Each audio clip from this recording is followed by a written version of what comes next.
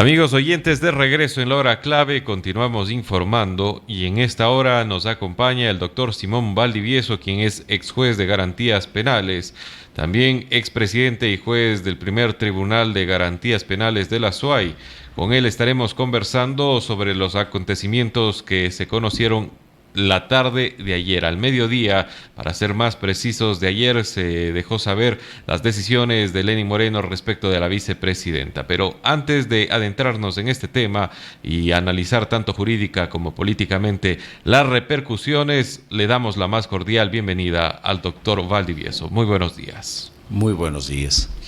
Doctor Valdivieso, a diferencia de lo que sucedió en su momento con Jorge Glass, se utilizó un término diferente para dar o poner a un lado a la vicepresidenta.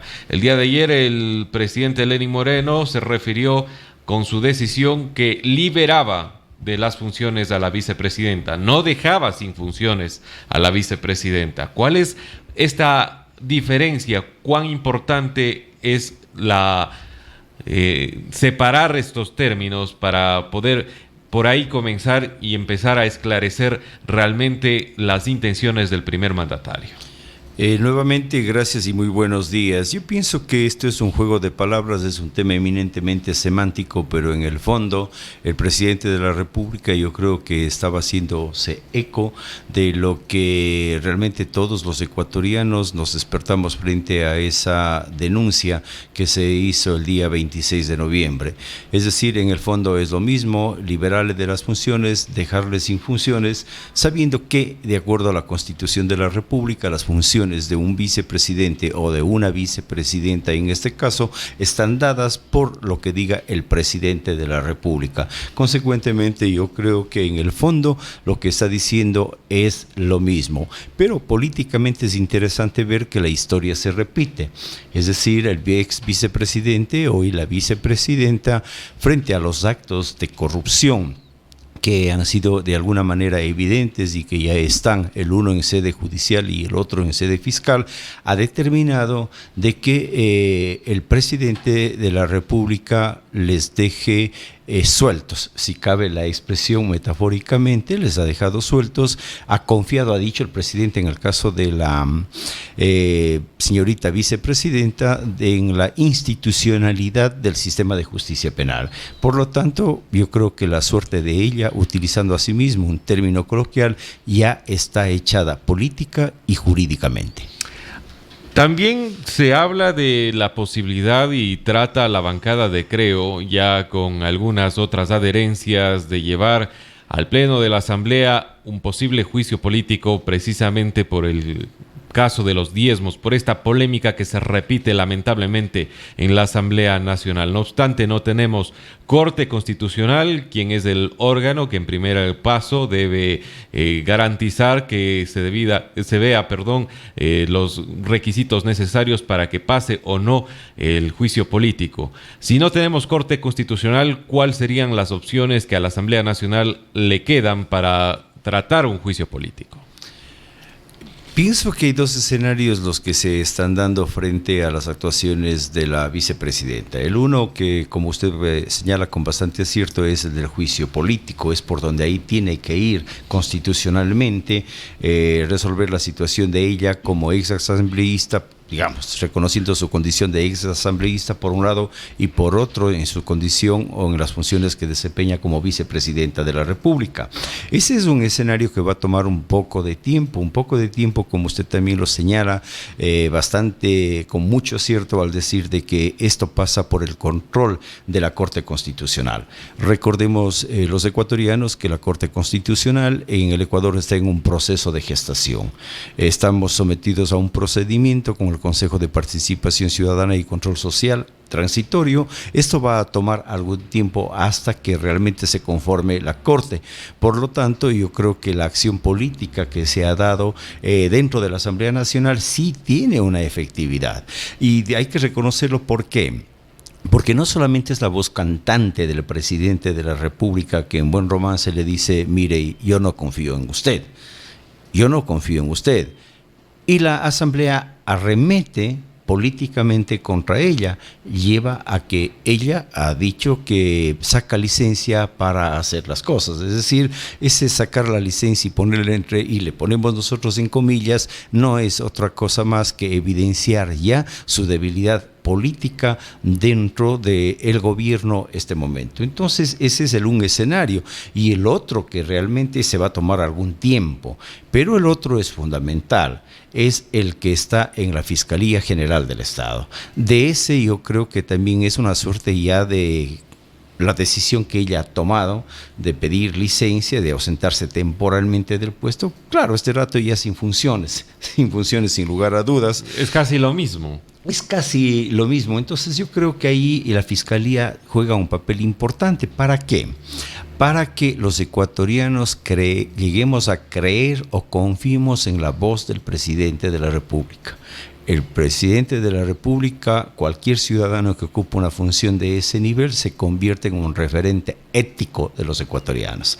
Es decir, es aquel ciudadano que está cumpliendo con lo que dice el artículo 83 de la Constitución, deberes y responsabilidades de todos los ciudadanos.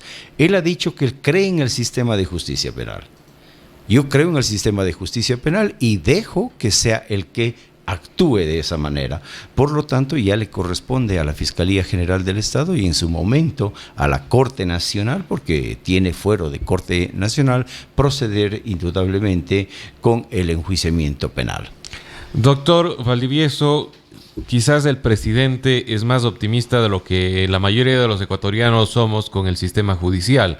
Tanto así que incluso días atrás salió del frente de la Fiscalía General del Estado el hasta entonces fiscal general Paul Pérez Reina, quien dio explicaciones escuetas y que no fueron congruentes, no coincidieron con las que brindó Julio César Trujillo, es decir, dejaron más dudas que certezas. Tras de su salida se habló de presiones que incluso pudieron aminalar en ese entonces fiscal general. ¿No cree usted que esas mismas presiones se harán presentes, estarán presentes durante un proceso investigativo contra la segunda mandataria? No creo en ese sentido porque las cuestiones son distintas. Yo creo que a lo mejor el ex fiscal general del Estado que llegó en ese proceso de susto también que ha vivido el Ecuador por los actos de corrupción, mandaba un mensaje, generaba una luz de alguna manera en donde decía vamos a actuar de esa manera, y él ya cumplió un papel. Recuerde el proceso en el caso Balda, en el mismo caso de Glass, del ex vicepresidente Glass. Por lo tanto, yo creo que más bien las eventuales presiones que pudieron haberse dado, digo eventuales porque nadie lo conoce, sino es lo que nosotros recibimos a través de las redes y también a través de los medios de comunicación social. Sin embargo, yo pienso que es para otros casos que él estaba investigando y que se están investigando en la Fiscalía. Pero ante una cosa tan evidente como es esta, cuando ya tenemos nosotros y ustedes profesionales del derecho, no solamente un elemento de convicción, una evidencia como es una declaración juramentada, sino eso ya es de alguna manera, ya es una prueba, podamos decirle, en el momento procesal en que corresponda. Ahorita no lo es. Sin embargo, eso es bastante fuerte como para que cualquier fiscal intente desistir de la investigación.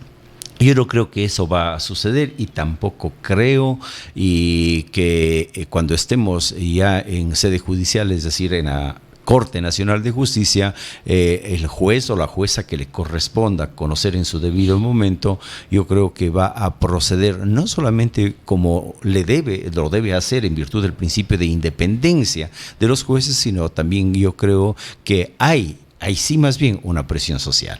Es decir, los ecuatorianos estamos molestos, estamos incómodos, no podemos entender que una mujer, que una funcionaria pública, a quien 2 veces le ha dado la confianza el pueblo ecuatoriano, primero en su condición de asambleísta, donde se advierte que había estado pasando el sombrero de alguna manera para recibir los diezmos, y luego cuando es elegida vicepresidenta de la República en un espacio que es un espacio de los ecuatorianos, que es justamente la Asamblea Nacional, porque ahí hay voluntad popular enrostrada en cada uno de los asambleístas.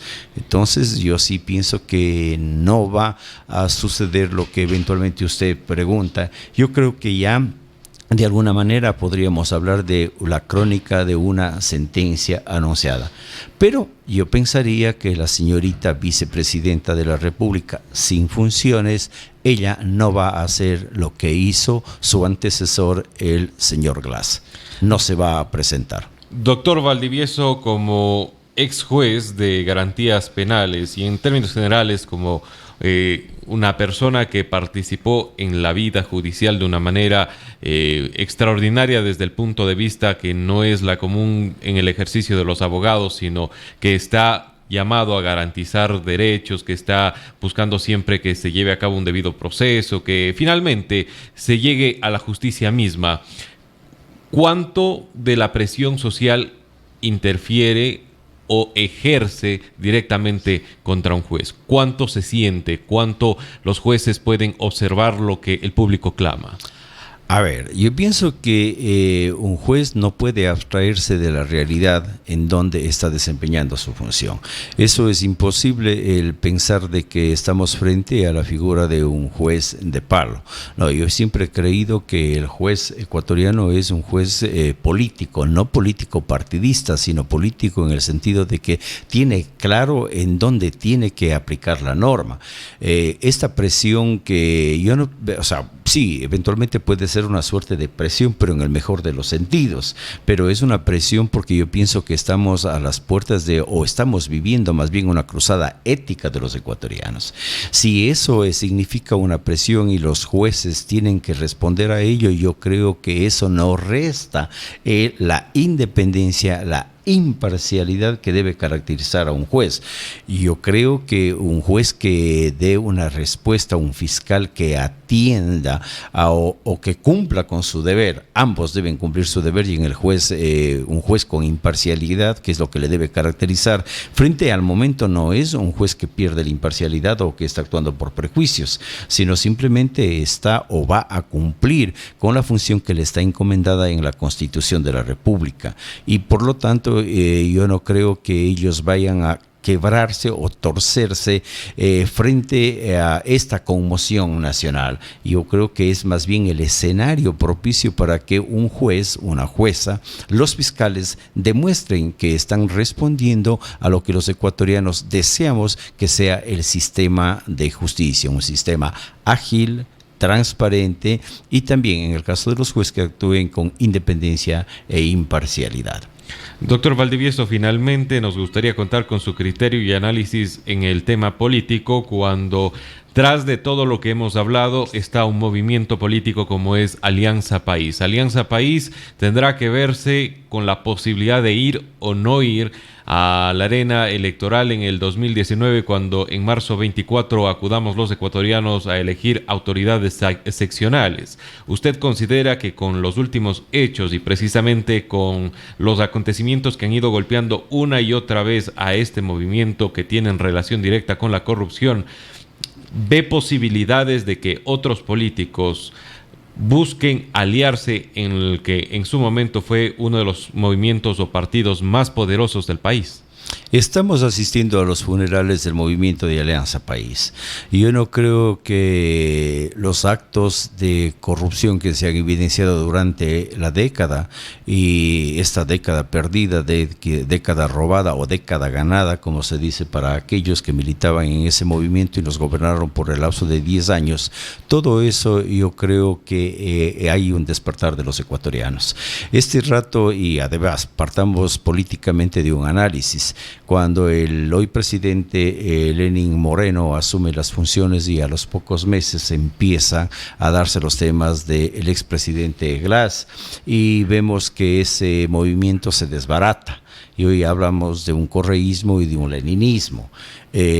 muchas personas, incluso los funcionarios públicos, como que ya no quieren ser etiquetados como correístas.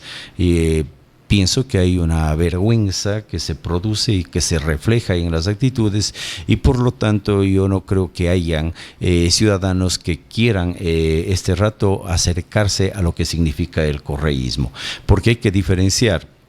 Todavía el proceso de Moreno está demostrando de que él está actuando conforme a la Constitución, que está denunciando, que está combatiendo la corrupción, que está respetando la independencia y la autonomía tanto de jueces como de fiscales. Está vendiendo una imagen, pese a que de alguna manera política y económicamente las cosas no vayan, pero eso le está sosteniendo al presidente Lenín Moreno, y de alguna manera entonces la gente no se acerca a lo que significa el correísmo. Yo creo que el 2019, en el mes de marzo, va a ser el termómetro para ver si usted y yo o los ciudadanos que estamos pensando de una forma diferente nos hemos equivocado. La suerte también ya está echada para Rafael Correa. Pasará a la historia como un caudillo, pasará a la historia como un populista del siglo XXI, uno de los máximos representantes del mal llamado socialismo del siglo XXI. Estamos en una recta final en donde la izquierda ha dado un tropiezo. La izquierda ya no es un referente del humanismo aquí en América Latina, y acaba de suceder en España. O sea, reciencito en España, creo que en Andalucía, tenemos una muestra evidente de que la derecha está yendo por el camino que lo está haciendo en virtud del desencanto que ha producido una ideología tan grande como es la izquierda, que implica la reivindicación del ser humano, que históricamente ha sido postergado. Muchísimas gracias, doctor Valdivieso, por la oportunidad de conversar con usted en esta mañana. Gracias a ustedes, buenos días.